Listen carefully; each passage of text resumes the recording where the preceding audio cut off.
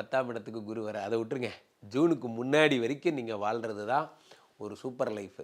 ஜூனுக்கு முன்னாடி வரைக்கும் துலாம் ராசிக்காரர்கள் ஜூனுக்கு முன்னாடி ஒரு வாழ்க்கை, ஜூனுக்கு அப்புறம் ஒரு வாழ்க்கை. ஜூனுக்கு முன்னாடி எப்படி மழைக்காலத்திலே எறும்புகள் உணவுகளை சேகரித்துக் கொள்கிறதோ அதை போல் நீங்கள் செல்வத்தை சேமித்து வைத்துக் கொள்ள வேண்டும். பாயிண்ட் நம்பர் 1 தான். ஏன்னா ஜூனுக்கு அப்புறம் நம்ம கொஞ்சம் கஷ்டம். என்ன வேலை இருக்குமாங்கிறதே தெரியாது.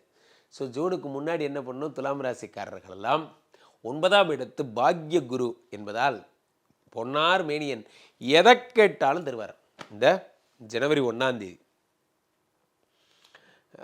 என்ன வரம் வேண்டும் ஐயா, என்னையா கேட்டீங்க? எனக்கு நிறையா வரம் இருக்கியா, ஒரு 7-8 வரம் இருக்குது, சொல்லட்டுமா வரிசையா? சொல்லுங்கள்.